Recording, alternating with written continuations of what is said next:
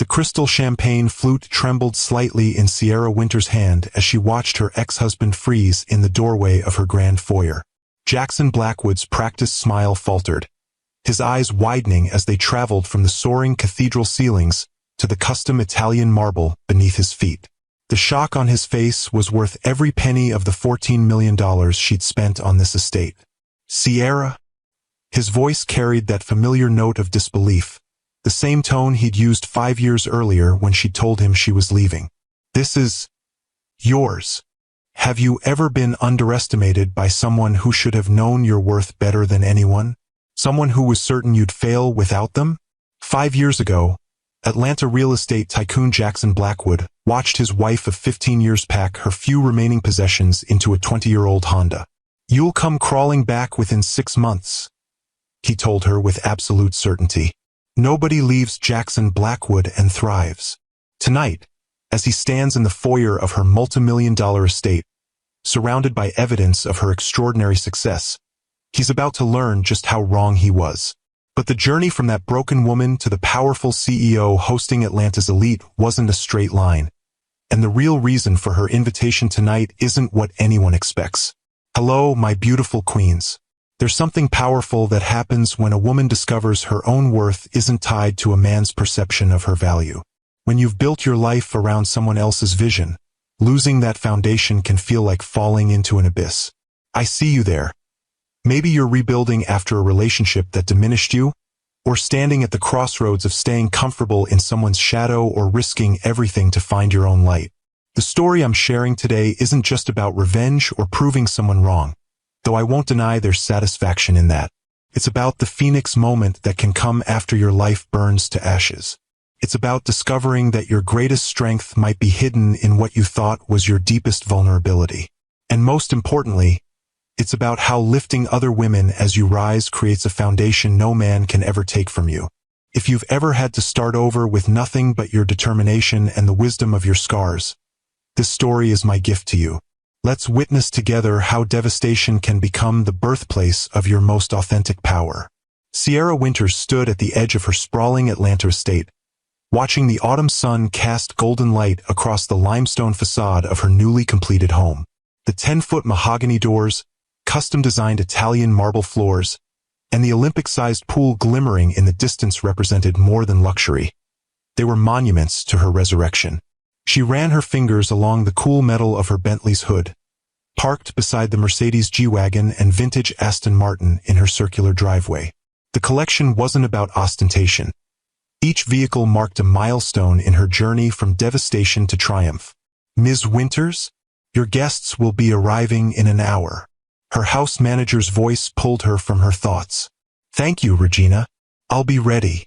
Tonight's charity gala would mark Sierra's official return to Atlanta society, not as Jackson Blackwood's ex-wife, but as the founder and CEO of Prestige Investments, one of the Southeast's fastest-growing wealth management firms.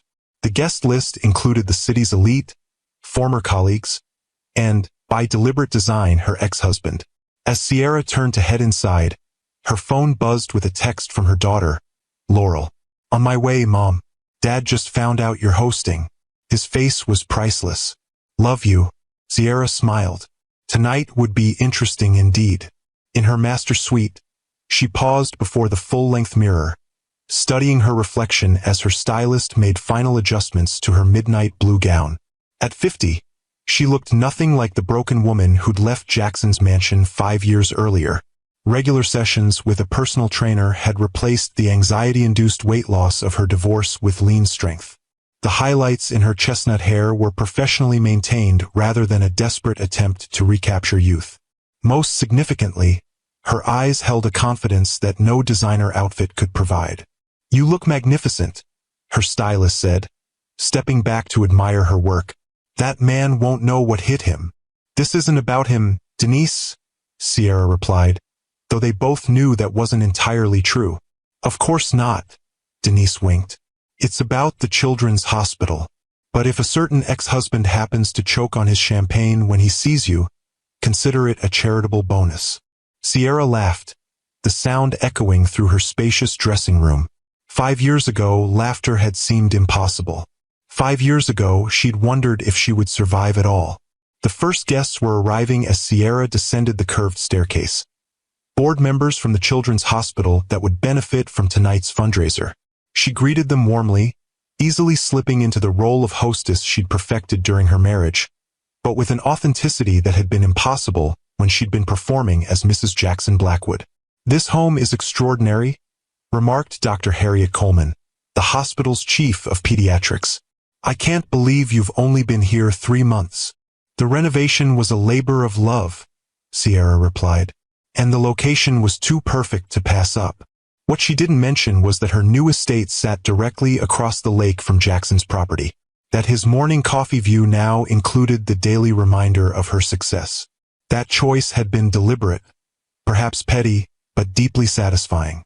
"The new oncology wing is going to transform pediatric cancer care in Georgia," Dr. Coleman continued. "Your foundation's lead gift made it possible. Every child deserves the best possible care, regardless of their family's financial situation," Sierra said, meaning every word. "The Winters Foundation is committed to making that a reality." As the house filled with Atlanta's elite, Sierra moved through the crowd with practiced ease, discussing the hospital's initiatives, introducing potential donors to key medical staff, ensuring her catering team kept glasses filled and hors d'oeuvres circulating. She was deep in conversation with a potential investor when she felt the subtle shift in the room's energy. Without turning, she knew Jackson had arrived. "Excuse me a moment," she said to her companion, taking a steadying breath before turning toward the entrance. Jackson Blackwood stood in her foyer, still handsome at 55. His silver-streaked dark hair and tailored tuxedo projecting the same commanding presence that had once made her heart race. Beside him stood his new wife, Alessandra, a former model 20 years his junior who looked uncomfortable in the suddenly tense atmosphere. Sierra approached them with a practiced smile. "Jackson, Alessandra, thank you for coming. The hospital appreciates your support." Jackson's eyes traveled slowly around the soaring entryway, taking in the custom chandeliers, the original artwork, the subtle displays of wealth that matched, perhaps even exceeded, his own home's grandeur. "Impressive place, Sierra," he said, his voice carrying that familiar condescending tone. "Quite the upgrade from that apartment in Savannah." "Life is full of upgrades and downgrades, isn't it?" She kept her smile in place. "Alessandra, the silent auction items are displayed in the East Wing. There's a lovely vacation package to Santorini I think you might appreciate." Before Jackson could respond, Sierra was rescued by Laurel's arrival. Her daughter swept in, resplendent in emerald green, and embraced her mother warmly. "Mom, everything looks amazing," she nodded coolly to her father. "Dad, Alessandra, Laurel." Jackson's expression softened slightly. "I didn't know you'd be here. Supporting Mom's first major charity event? I wouldn't miss it." Laurel linked her arm through Sierra's. "Besides, I'm considering joining Prestige after I finish my MBA. Mom's built something extraordinary." The flash of surprise, and something like hurt, that crossed Jackson's face gave Sierra no pleasure. Their daughter's estrangement from him had never been her goal, despite his assumptions to the contrary. "Your mother has always been resourceful," Jackson conceded, his gaze returning to Sierra with new assessment. "Though I'm curious about your sudden financial success. The market's been challenging lately." "Has it?" "We found it quite favorable for our investment strategy." Sierra gestured toward the main reception room. "Please enjoy the evening. The hospital needs all our support." As they moved away, Sierra felt Laurel squeeze her arm. "Round one to Mom," she whispered. "This isn't a competition," Sierra murmured back, though they both knew that wasn't entirely true. If you've ever been underestimated by someone who should have known your worth, hit that like button right now. 5 years earlier, Sierra had stood in Jackson's home office, her hands trembling as she placed her wedding ring on his desk. "I want a divorce," she'd said, the words hanging in the air between them. Jackson hadn't looked up from his computer screen. "No, you don't. 15 years, Jackson. 15 years of being invisible in my own marriage. I can't do it anymore." He'd finally turned to face her, his expression more annoyed than concerned. Is this about the Christmas party? I already explained why I cut you off during your conversation with the mayor. You were getting into politics, and we've discussed how that reflects on me. It's about all of it. The constant corrections, the subtle put-downs, the way you've isolated me from anyone who might support me. Sierra had taken a deep breath. I've already spoken to an attorney. That had gotten his attention. Jackson had risen from his chair, his 6'3" frame towering over her. You've done what? I'm leaving you, Jackson. I found an apartment. I'm moving out this weekend. His laugh had been cold, dismissive. With what money? Everything we have is in my name. The prenup you signed makes that very clear. I know. I don't want your money. I just want out. And then what? You'll do what exactly? You haven't worked in 15 years. Your business degree is ancient history. His voice had softened then, taking on that patronizing tone she'd grown to hate. Sierra, you're being emotional. Take some time, think this through. Go to the spa for a weekend. You'll feel differently when you return. I won't. I felt this way for years. I just finally found the courage to say it out loud. Jackson's expression had hardened. If you walk out that door, you get nothing. Not the house, not the cars, not the lifestyle you've become accustomed to. Nothing. I understand. No, I don't think you do. He'd moved closer, his voice dropping to that dangerous quiet she'd learned to fear. If you leave me, I will make sure you never work in this city. No one will hire the woman who walked out on Jackson Blackwood. No one will risk my displeasure. Sierra had met his gaze steadily, though her heart was racing. I have my MBA. I'll find something. Your MBA from 15 years ago? Please. He'd returned to his desk, dismissing her. You'll come crawling back within 6 months. Nobody leaves Jackson Blackwood and thrives. 3 days later, Sierra had packed the few personal items that were truly hers into her old Honda, the car she'd owned before their marriage, the only asset that had remained in her name. As she'd loaded the final box, Jackson had appeared in the doorway of their mansion, watching with cold amusement. The apartment complex called to verify your employment, he'd said casually. I told them you don't have any. Might want to bring a sleeping bag for when they evict you. Sierra had slammed her trunk shut. Goodbye, Jackson. For now, he'd called after her. I'll leave a key under the mat for when you come to your senses. The cramped one-bedroom apartment in a neighborhood that made her former friends clutch their designer purses tighter had been a stark contrast to the 7-bedroom mansion she'd left behind. At 45, she'd found herself starting over completely. Her first job interview had been a humiliating exercise in reality. The investment firm's hiring manager, a former golf buddy of Jackson's, had smirked throughout their meeting. Mrs. Blackwood. It's Ms. Winters now, she'd corrected, her voice steadier than her hands. Right? His smile hadn't reached his eyes. Your resume is interesting. 15 years with no work experience, but you were on the hospital charity board? And you organized the Blackwood Foundation Gala? I'm not sure how that qualifies you for financial analysis. I have an MBA from Emory, Sierra had reminded him. And I managed my family's investment portfolio before. Before you married well, he'd finished for her. Look, I'll be straight with you. Jackson's an important client. He's made it clear that hiring you would be problematic for our relationship. I see. Sierra had gathered her portfolio, dignity intact despite the humiliation burning through her.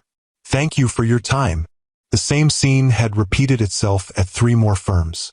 By the 4th rejection, she'd stopped mentioning her MBA altogether, applying instead for administrative positions, retail jobs, anything that might provide an income. But Jackson's influence extended further than she'd anticipated. Even a position as a bank teller had mysteriously evaporated after her initial interview. That night, Sierra had sat on her second-hand sofa, surrounded by moving boxes she hadn't had the energy to unpack, and allowed herself one evening of complete despair. She'd built her identity around being Jackson Blackwood's perfect wife for so long that she barely recognized herself without that label. The eviction notice had come exactly as Jackson had predicted, taped to her door after she'd missed the second month's rent. With nowhere else to turn, she'd called the only friend Jackson hadn't managed to alienate during their marriage, her college roommate, Eleanor Washington, who ran a community bank in Savannah. "I need work, Ellie," she'd said, swallowing her pride. "Anything. I'll start at the bottom." Eleanor's silence had spoken volumes. Jackson's reach extends that far? Apparently, but he doesn't own everything in Georgia. Not yet. "Come to Savannah," Eleanor had said without hesitation. "I have a spare bedroom and an entry-level position that just opened up. It's not much, but it's a start."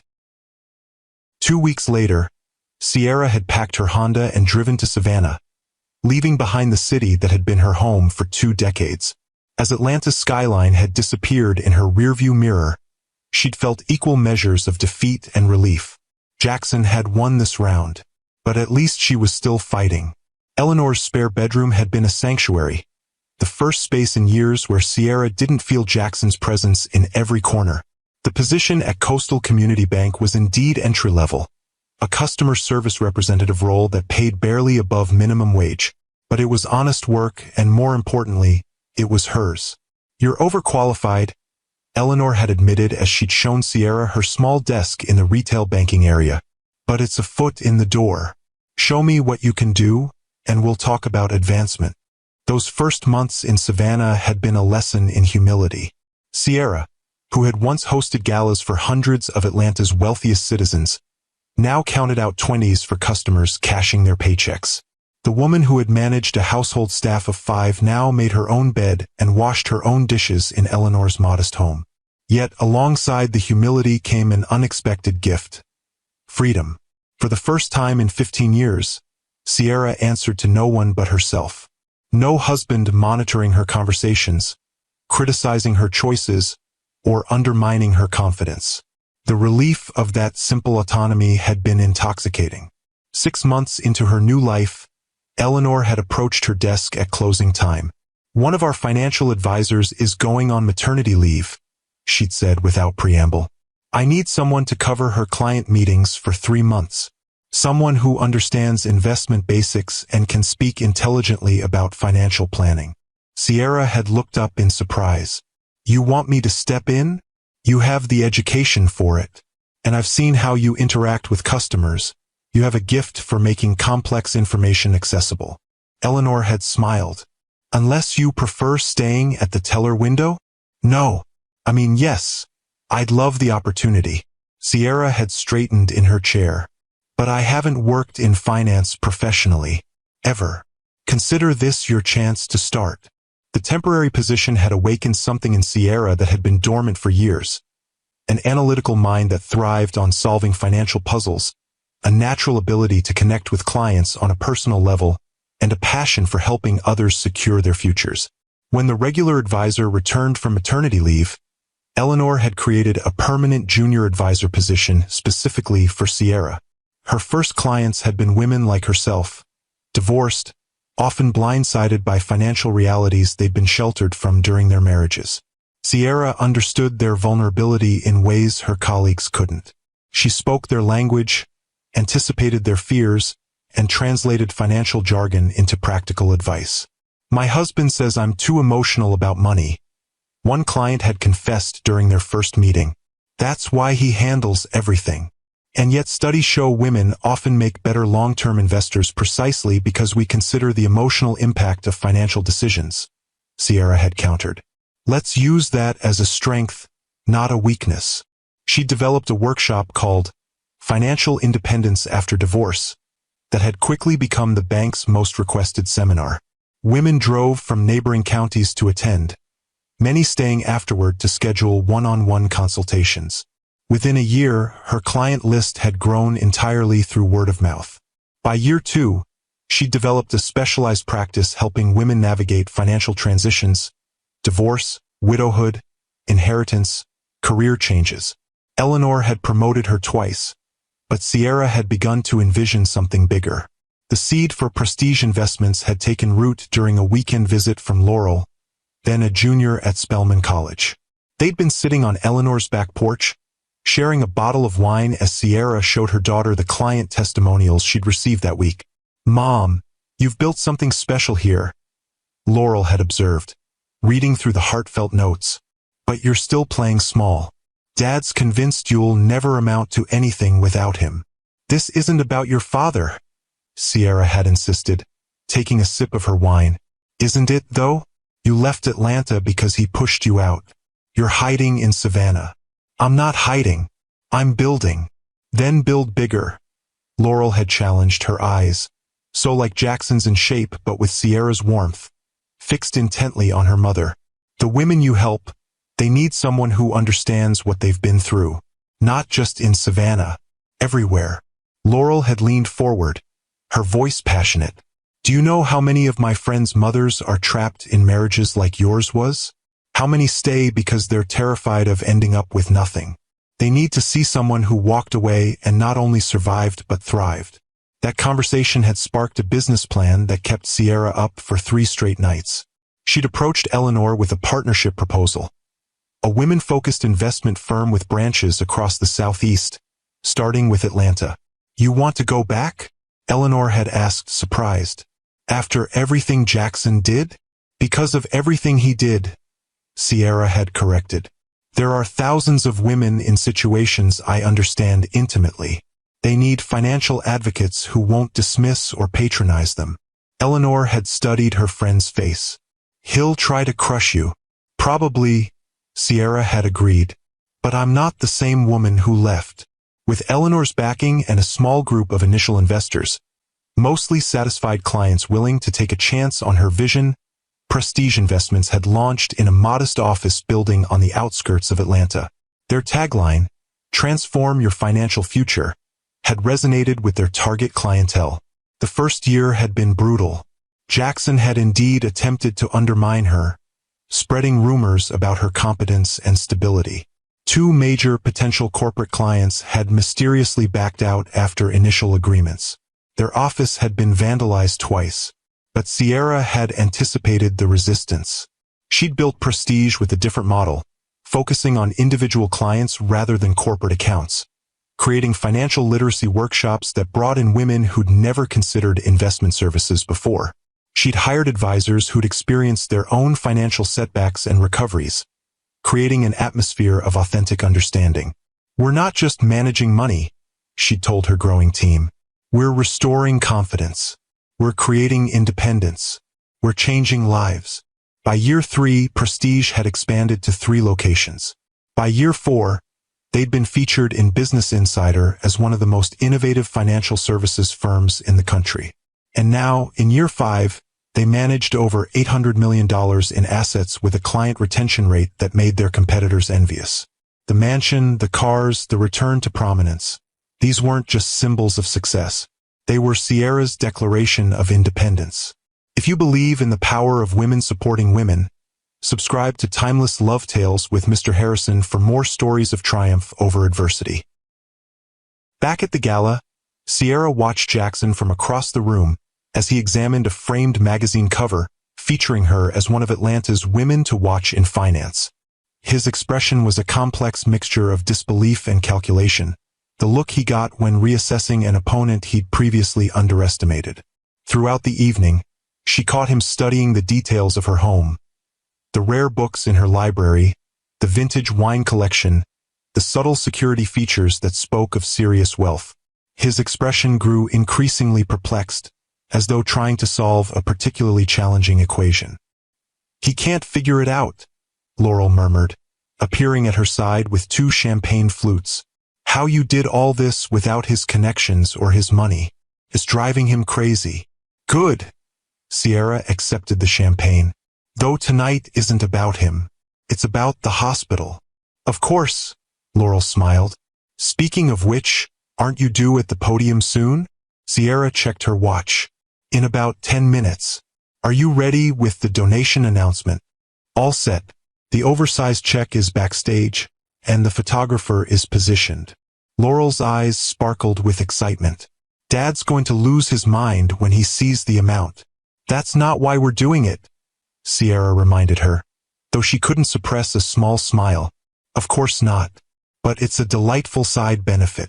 When the time came, Sierra moved confidently to the podium, the room quieting as she adjusted the microphone. From this elevated position, she could see Jackson standing near the back, Alessandra at his side looking bored and uncomfortable in equal measure. "Thank you all for coming tonight," Sierra began. "5 years ago, when I first visited the Children's Hospital as a volunteer, I witnessed something that changed my perspective forever. A young girl, no more than 7, was receiving chemotherapy. Despite her obvious discomfort, she was comforting her mother, telling her everything would be okay." Sierra paused, letting the image sink in. That child understood something many adults never grasp, that our greatest strength often emerges in our most vulnerable moments. That resilience isn't about never falling. It's about rising every time we fall. Her eyes found Jackson's across the room. The Winters Foundation was born from that realization. And tonight, I'm honored to announce our commitment of $5 million toward the new pediatric oncology wing. A collective gasp rippled through the crowd, followed by enthusiastic applause. Laurel appeared with the oversized check, and cameras flashed as Sierra presented it to Dr. Coleman. It was during this moment, as she stood at the podium with the evidence of her success literally on display, that Sierra finally named the emotion she saw in her ex-husband's eyes. Fear. Not fear of her, precisely, but of what she represented. A narrative he couldn't control. Evidence that his power had limits. The embodiment of consequences he'd never anticipated. After her speech, as guests mingled over dessert and coffee, Jackson cornered her in a quiet moment near the terrace doors. "We should talk," he said, his voice low. "Privately." Sierra considered refusing, but curiosity won out. "My study. Down the hall, first door on the right." Her study had been designed as a power room. Mahogany bookshelves, a substantial desk, awards and credentials tastefully displayed. She'd learned from watching Jackson that such spaces made subtle but important statements. He closed the door behind them, then stood examining the room before speaking. "How did you do it?" "Do what, specifically?" She remained standing, maintaining equal footing. "This," he gestured vaguely. "Prestige. The house. All of it. I made sure you left with nothing." "Yes, you did." Sierra's voice remained even. "That was your first mistake." "Meaning?" "You left me nothing to lose. It's remarkably freeing to start from zero. No safety net, no reputation to protect, no husband's approval to seek." She moved to her desk, running her fingers along its polished edge. "I built prestige by understanding what women like me need from financial advisors. Turns out, there are a lot of women like me." Jackson's brow furrowed. "You're telling me this is all legitimate? No silent investors? No shortcuts?" The implication stung, but Sierra had anticipated it. "Have your people examine our SEC filings. Prestige is transparent by design. Every dollar is accounted for, every success earned." He studied her with new wariness. "The Sierra I knew couldn't. The Sierra you knew doesn't exist anymore," she interrupted. "You made sure of that when you systematically dismantled her self-worth for 15 years. Jackson flinched. "That's not fair. I gave you everything." "You gave me things," she corrected. "Houses, cars, jewelry, all carefully documented as your property in our prenup. What you never gave me was respect. I respected you. You controlled me. There's a difference." Sierra moved toward the window, looking out at the illuminated gardens. "Do you know what I discovered after I left? That I'm actually quite good at finance. That clients trust me. That I can build something valuable without your name or your connections. So this is all about proving me wrong?" His tone turned dismissive. "Some elaborate revenge fantasy?" Sierra turned back to him, suddenly tired of the old dynamic. "Not everything is about you, Jackson. Yes, buying this particular property had a certain poetic justice. But prestige? That's about helping women avoid the financial dependence I experienced. It's about the future, not the past." Something shifted in his expression, a reluctant recognition, perhaps. "Laurel mentioned she might join your firm. That's her decision." I've never tried to turn her against you, despite what you believe. She barely speaks to me anymore. She's an adult who's watched how you treat women. That's on you, not me." Jackson moved to one of the leather chairs, suddenly looking older than his years. "I didn't come in here to fight." "Why did you come in, then?" He was silent for a long moment. "I'm not sure. Curiosity. Maybe a strange sort of pride." "Pride?" Sierra couldn't mask her surprise. "You were my wife for 15 years. Some part of me wants to take credit for what you've built." He gave a self-deprecating laugh. "Ridiculous, I know, considering I actively tried to prevent it." The admission, the closest thing to honesty they'd shared in years, caught Sierra off guard. "That is ridiculous. Alessandra's pregnant," he said abruptly. "For months along. A boy." The news landed like a physical blow, though Sierra kept her expression neutral. Not because she wanted Jackson back, those feelings had died years ago, but because it represented a future she'd once desperately wanted. A second child. A sibling for Laurel. "Congratulations," she said finally. "I hope you'll be a better father to him than you were a husband to me." Jackson stood, bristling at the implied criticism. "I provided for you and Laurel. Always. Provision isn't the same as presence. Or partnership." Sierra moved toward the door, signaling the end of their conversation. "Your guests will be wondering where you've gone." "They're your guests," he corrected, but followed her lead. At the door he paused. "The cars in the driveway. The Bentley and the Aston Martin. What about them?" "They're the exact models I always wanted. The ones you called ridiculous midlife crisis vehicles." Sierra smiled genuinely for the first time since he'd entered her study. "I know. I remember how you'd leave the brochures around the house, hoping I'd suggest buying them for your birthday." She shrugged lightly. "Turns out they're excellent investments. The Aston Martin has appreciated 20% since I purchased it." Jackson's laugh held a note of genuine amusement. "You bought multi-million-dollar cars as investments? That's not the Sierra I knew." "No," she agreed. "It's not." As they returned to the gala, Sierra felt a weight lift from her shoulders, a tension she hadn't realized she'd been carrying. For 5 years, she'd been building her new life in Jackson's shadow, measuring her success against his expectations and predictions. But standing beside him now, she realized she'd outgrown the need for his validation. Whether he recognized her accomplishments or not no longer mattered. If you've ever found your greatest strength in your darkest moment, share this video with someone who needs to hear this message today. The remainder of the evening passed in a blur of conversations, congratulations on the donation, and quiet satisfaction as Sierra watched Jackson and Alessandra leave earlier than most guests. Laurel had caught her eye across the room as they departed, raising her champagne glass in a subtle toast. By midnight, the last guests had gone, leaving Sierra alone in her grand foyer. She slipped off her heels, padding barefoot across the cool marble to the terrace doors. Outside, the autumn night was crisp, stars visible above despite Atlanta's light pollution. Across the lake, she could see Jackson's house, still illuminated despite the hour. Was it worth it? Eleanor's voice came from behind her. Her friend and business partner had stayed to help oversee the cleanup. Having him here tonight? Sierra considered the question. I think it was necessary, not for revenge, but for closure.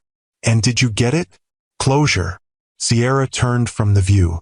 I think I did. Seeing him here in my space on my terms, it balanced something that's been uneven for too long. Eleanor joined her at the railing. The donation was generous. $5 million is a significant portion of your personal wealth. Money well spent. Those children deserve every chance. Sierra smiled. Besides, it's not like I can't earn more. True. Eleanor studied her friend's face. You know, when you first called me from that apartment, I was worried. Not just about your financial situation, but about you, the person inside. Jackson had done a number on your confidence. He had years of practice. And yet look at you now. Eleanor gestured to the mansion, the manicured grounds, the evidence of success surrounding them. You didn't just rebuild your finances. You rebuilt yourself. With help? Sierra acknowledged, squeezing her friend's hand. I wouldn't be here without you. You would have found another way. That's who you are, the woman who finds a way. They stood in comfortable silence for a moment before Eleanor spoke again. So what's next? You've conquered Atlanta's financial world, built a mansion across from your ex, and donated millions to charity. Most people would consider that a complete comeback story. Sierra laughed. When you put it that way, it does sound like I should retire to a beach somewhere. But you won't. No. Sierra's expression turned thoughtful. I've been thinking about expansion. Not just more prestige offices, but something broader. A foundation focused on financial literacy for women and girls. Workshops in high schools and colleges. Mentorship programs. Starting them young, before they become financially dependent on anyone. Exactly. Imagine if I'd understood my own worth before I met Jackson. If I'd had the confidence to maintain my independence within our marriage. Sierra shook her head. I can't change my past, but I can help shape a different future for the next generation. Eleanor nodded approvingly. From personal triumph to systemic change. I like it. It's time. Prestige is stable, our client base is solid. And Laurel joining after she finishes, her MBA will bring fresh energy and ideas. Sierra smiled at the thought of working alongside her daughter. She has her father's business instincts but none of his ruthlessness. She'll be extraordinary. Like her mother. The following morning, Sierra woke early, the house quiet after the previous night's festivities.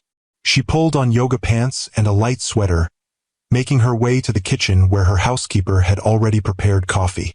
The event was a great success, Ms. Winters, Regina said, placing a mug before her. The hospital called to express their gratitude again. Thank you, Regina. It was a team effort. Sierra took her coffee to the sunroom, settling into a chair overlooking the lake. In the early morning light, the water was still, reflecting the sky like a mirror. Jackson's house stood on the opposite shore, partially obscured by mist rising from the water's surface. Her phone chimed with a text message. Expecting Laurel, she was surprised to see Jackson's name on the screen. The donation was impressive. Alessandra and I have matched it this morning. The hospital deserves the support. Sierra stared at the message, understanding the complex emotions behind it. Competition, respect, perhaps even a hint of reconciliation. She typed a simple reply, "The children will benefit from your generosity. Thank you." She set the phone aside, smiling to herself. Some things never changed: Jackson's need to match or exceed any perceived challenge, his inability to let someone else have the last word. But other things had changed profoundly. The woman sitting here now, secure in her own home, her own success, her own worth. She was unrecognizable from the broken person who had driven away from his mansion 5 years ago. The doorbell rang, interrupting her thoughts. A moment later, Regina appeared. "Ms. Winters, your daughter is here. She says she has news." Laurel burst into the sunroom, still wearing last night's makeup, but with an energy that suggested she hadn't slept. "Mom, have you seen the Business Chronicle this morning?" "I haven't looked at anything yet," Sierra replied, concerned by her daughter's intensity. "What's happened?" Laurel thrust her tablet forward, displaying the digital edition of Atlanta's premier business publication. The headline made Sierra's coffee mug freeze halfway to her lips. Blackwood Enterprises announces restructuring. CEO steps back as company faces investor scrutiny. Dad's stepping down? Sierra scanned the article in disbelief. That can't be right. Jackson would never willingly relinquish control. "It's not entirely willing," Laurel said, sitting beside her mother. "Read the third paragraph." Sierra focused on the text. Sources close to the board indicate that major investors, led by venture capital firm Harrington Partners, have expressed concerns about Blackwood's leadership style and succession planning. The restructuring will see Blackwood transition to chairman, while day-to-day operations transfer to newly appointed CEO Marcus Daniels, formerly the company's COO. "This is unexpected," Sierra said carefully. aware of the complex emotions her daughter might be feeling about her father's apparent demotion. There's more.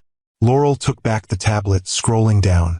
The article mentions that Harrington specifically cited your success with prestige as evidence that Blackwood's judgment might be compromised. Apparently, Julian Harrington told the board that anyone who failed to recognize the talent and potential in Sierra Winters might be missing other critical business opportunities. Sierra sat back, stunned. Julian Harrington said that? About me? He did. And there's a reason. Laurel's expression turned mischievous. I've been interning at Harrington Partners this semester. My professor arranged it. You never mentioned that. I wanted it to be a surprise. I've been working on their diversity in leadership initiative. Laurel grinned. Julian and I have had several interesting conversations about you, prestige, and Dad's management philosophy. Laurel. Sierra wasn't sure whether to be horrified or impressed. You didn't. I didn't have to do much, Mom. Just made sure Julian was aware of Prestige's growth metrics and client retention rates.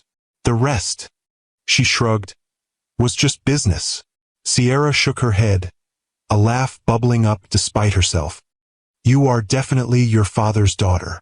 With my mother's moral compass, Laurel added quickly. Dad needed this wake-up call. He's been coasting on his reputation for years while younger. More innovative firms have been gaining ground. This restructuring might actually save Blackwood Enterprises.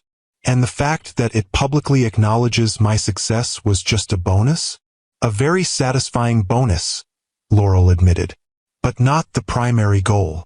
Sierra studied her daughter's face, seeing the blend of Jackson's strategic mind and her own empathy. You're going to be a force when you take over Prestige someday. That's the plan. Laurel's expression turned serious. But first, I want to learn everything you can teach me. Not just about finance, but about rebuilding. About helping other women find their power. About turning pain into purpose. We'll learn together, Sierra promised, pulling her daughter into an embrace. That's the beauty of what we're building. It's not just about the money or the success. It's about creating something meaningful from what once broke us. As they sat together in the sunroom, planning the future of Prestige and the new foundation, Sierra felt a sense of completion. The journey from Jackson Blackwood's shadow to self-made success hadn't been about revenge or validation. It had been about reclaiming her own narrative, discovering her authentic strengths, and using them to lift others. The mansion, the cars, the professional acclaim. These were the visible symbols of her triumph. But the true victory was internal. The unshakable confidence that came from falling to rock bottom and building her way back up, brick by brick on her own terms. Across the lake, Jackson's house stood as a reminder of her past. But it no longer cast a shadow over her present or her future. That power, like so many others, she had reclaimed for herself. What part of Sierra's journey resonated with you most? Share in the comments below and join our community of resilient women supporting each other. The greatest revenge isn't living well to prove something to those who hurt you. It's living authentically because you've finally proven your worth to yourself. And then, using that hard-won wisdom to ensure other women never have to travel the same painful path alone. Sierra Winters had lost everything when she walked away from her controlling husband. But in that loss, she found something far more valuable than the luxury she left behind. Her true self, her purpose, and a legacy that would empower generations of women to come. That's not just a comeback story. That's a revolution. 6 months after the gala, Sierra stood in the newly completed Prestige Investments headquarters in downtown Atlanta, surveying the space that would house their expanding team. Floor-to-ceiling windows offered panoramic views of the city skyline, while the interior featured a blend of professional elegance and welcoming warmth, a deliberate departure from the cold, masculine aesthetic that dominated most financial institutions. The training center is my favorite, Eleanor said, joining her at the window. 2,500 square feet dedicated to financial education. It had to be the heart of the building, Sierra agreed. Everything else we do flows from that mission. The Prestige Financial Literacy Center occupied the entire 3rd floor, with classrooms, a lecture hall, and private consultation rooms where women could receive one-on-one guidance regardless of their investment potential. It was the physical manifestation of Sierra's vision, creating a space where financial empowerment was accessible to all women, not just the wealthy. The first workshop series is already overbooked, Eleanor noted. We had to add 3 additional sessions. That's a good problem to have. Sierra smiled, checking her watch. The board meeting starts in 20 minutes. Is everything ready in the conference room? All set, though I'm still not sure about your proposal. It's unconventional. That's precisely why it will work. Sierra's tone was confident. Trust me on this one. The Prestige Board of Directors, now expanded to include leaders from various industries, had gathered to review the company's 5-year strategic plan. As founder and CEO, Sierra had spent months developing a vision that would secure Prestige's future while expanding its impact. Before we begin, she addressed the assembled board members, I want to thank each of you for your commitment to our mission. In 5 years, we've grown from a small office with 3 employees to a regional force with over 200 team members and nearly $2 billion in assets under management. Approving murmurs circulated around the table. But today, I want to discuss not just where we've been, but where we're going. Sierra activated the presentation screen. And to do that, I need to introduce a potential new strategic partner. She nodded to her assistant, who opened the conference room door. The board members turned in surprise as Jackson Blackwood entered, his expression a careful mask of professional neutrality. Many of you know Jackson Blackwood, Sierra continued smoothly. Former CEO of Blackwood Enterprises, current chairman, and one of Atlanta's most influential real estate developers. The tension in the room was palpable as Jackson took the empty seat at the far end of the table. What you may not know, Sierra continued, is that Jackson and I have been in discussions about a potential collaboration between Prestige and Blackwood Enterprises' new women's housing initiative. Eleanor's eyebrows shot up in surprise. This detail hadn't been shared even with her. Jackson, would you like to outline the proposal? Sierra invited, yielding the floor with a confidence that would have been unimaginable during their marriage.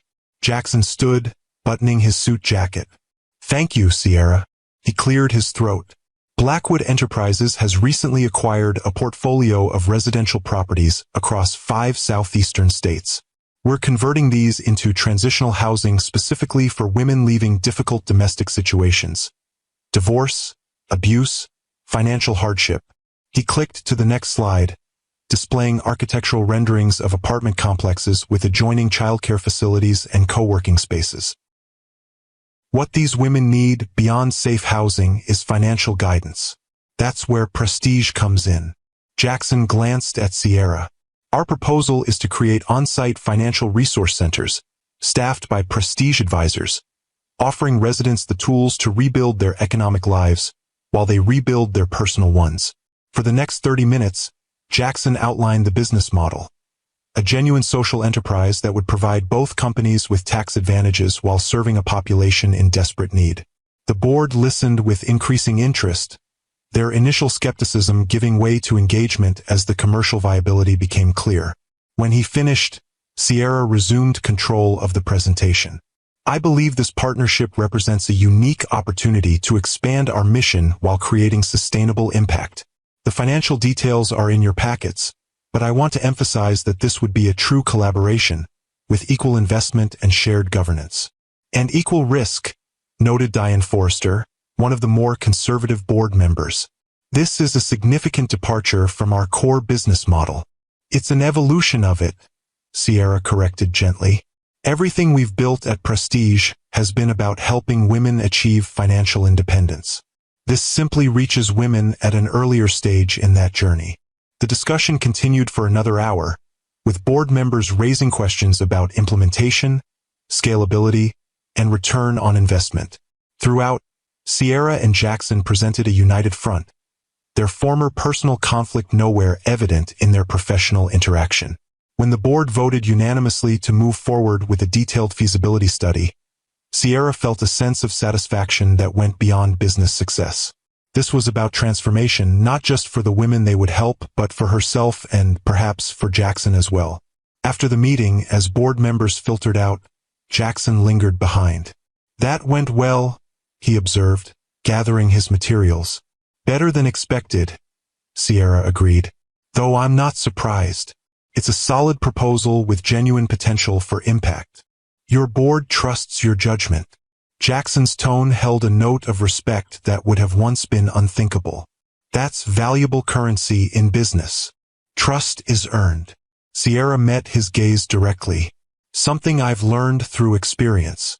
A moment of understanding passed between them, acknowledgement of their complicated history without the need to rehash old wounds. "How's Alessandra?" Sierra asked, changing the subject. "She must be due soon. Next month." Jackson's expression softened slightly. "She's ready for it to be over. Pregnancy hasn't been easy for her." "It never is." Sierra gathered her portfolio. "And have you decided on a name for your son?" "Thomas, after my grandfather." "A good name." Sierra nodded approvingly. "Laurel will be an excellent big sister, if you and Alessandra are open to that relationship." "We are." Jackson hesitated. "Actually, Alessandra suggested Laurel might help with the nursery design. They've been texting about it." This surprised Sierra. "I didn't know they were in contact." "It's recent. After the gala, Alessandra mentioned feeling intimidated by both you and Laurel. Apparently, our daughter reached out to her afterward." A small smile touched his lips. "Laurel has her mother's capacity for empathy, despite my genetic contribution. She's the best of both of us," Sierra acknowledged, "with wisdom entirely her own." They walked together toward the elevator, their conversation shifting to implementation details for the housing project. As they reached the lobby, Jackson paused.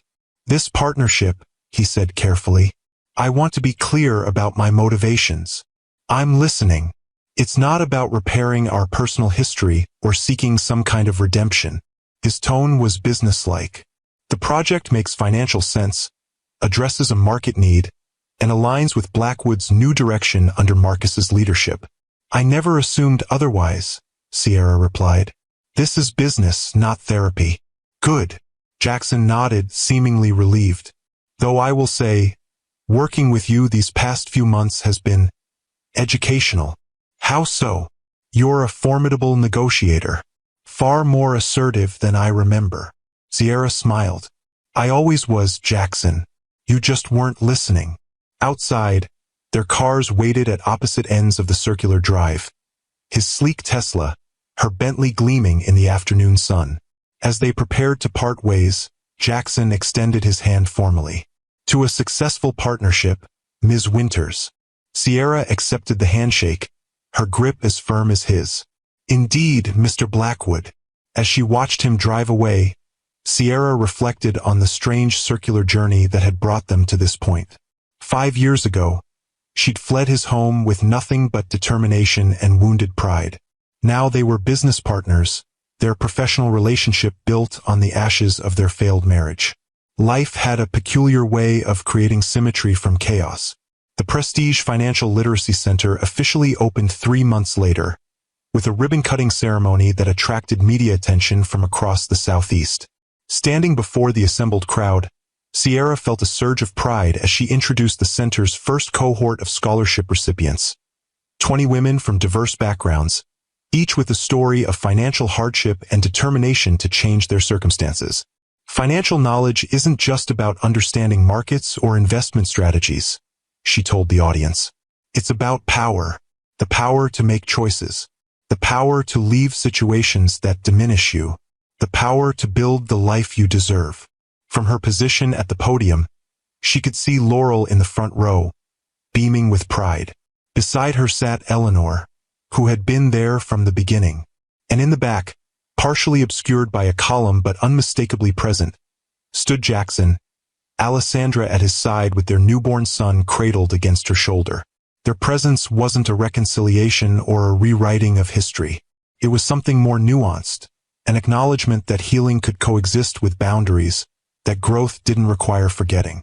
After the ceremony, as guests toured the facility, Sierra found herself momentarily alone in her office overlooking the training center below. The space was intentionally designed to inspire. Bookshelves filled with financial resources, walls adorned with quotes from women business leaders, a small seating area where informal mentoring could occur.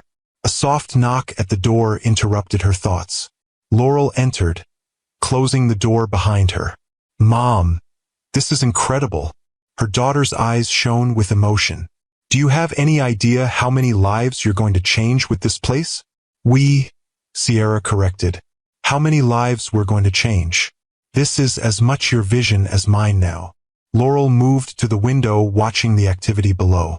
"I saw Dad and Alessandra. They brought little Thomas." "I noticed." Sierra joined her daughter. "How do you feel about having a brother?" "It's strange," Laurel admitted, "but not in a bad way. He's innocent in all this. And Alessandra is—" She searched for the right word. "Trying. She's really trying to be a good mother. That's all any of us can do." Sierra squeezed her daughter's hand. "Your father is trying too, in his way." "The housing project is a good start," Laurel acknowledged, "though I'm still watching him like a hawk on the implementation. Old habits die hard." Sierra laughed. "That's my girl. Trust but verify." They stood together in comfortable silence, watching as the first workshop began in the main classroom below. Women of all ages settled into their seats, notebooks open, expressions ranging from nervous to determined. "You know what I love most about this?" Laurel said softly. "It's not just about the money. It's about the mindset. You're teaching them to value themselves first. Something I had to learn the hard way." Sierra's voice held no bitterness, only reflection. "But that's often how the most important lessons come to us." The center represented everything Sierra had built from the ruins of her former life. A thriving business? Yes, but more importantly, a purpose that transcended personal success. Each woman who walked through those doors would find not just financial education, but a community of support, a model of possibility, and the tools to write her own story of independence.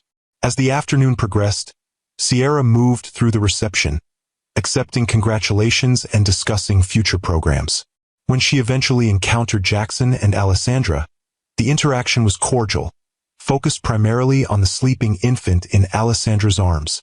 "He's beautiful," Sierra said sincerely, admiring the baby's delicate features. "Congratulations to you both." "Thank you," Alessandra replied, her initial awkwardness giving way to the universal pride of a new mother. "Laurel has been wonderful. She brings him books every time she visits." Starting his financial education early, Jackson added with a hint of his old dry humor. "Though I draw the line at flashcards with stock symbols." "Give her time," Sierra smiled. "Laurel is nothing if not persistent."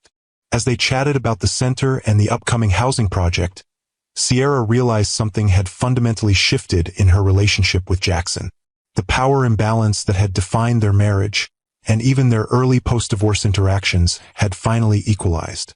They stood now as equals, two successful business leaders with separate lives and a shared interest in creating positive change.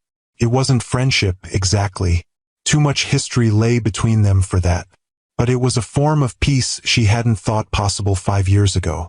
Later that evening, after the guests had departed and the center staff had gone home, Sierra returned to her office to collect her things. The building was quiet, the training rooms below dark except for security lighting. Tomorrow, these spaces would fill with women beginning their journeys toward financial independence. Some would succeed quickly, others would struggle. All would find resources and support that Sierra herself had lacked when she'd started over. Her phone chimed with a text from Laurel. "Dinner at your place tonight? I have ideas for the next phase of the foundation." Sierra smiled as she typed her reply. "Always. Bring that strategic mind of yours and an appetite. I'm cooking." As she gathered her belongings, Sierra paused at the window for one final look at the center below. 5 years ago, standing in that cramped apartment with an eviction notice in her hand, she couldn't have imagined this future. The mansion, the cars, the successful business, those external markers of success had seemed impossible then. But the true transformation had been internal. The woman who had left Jackson's house with nothing but a 20-year-old Honda and shattered self-worth had discovered something essential in that journey through hardship: her own resilience, her capacity for reinvention, and her power to help others find theirs. That was the real wealth no one could take from her. That was the legacy she would pass to Laurel and to every woman who walked through these doors. Sierra switched off the lights and headed home, where her daughter waited with plans for their next chapter. The journey hadn't ended with proving Jackson wrong or building a mansion across the lake from his. It continued with each new woman they helped, each life transformed by the simple, revolutionary act of financial independence. And in that ongoing work, Sierra had found something far more valuable than revenge or validation. She had found purpose.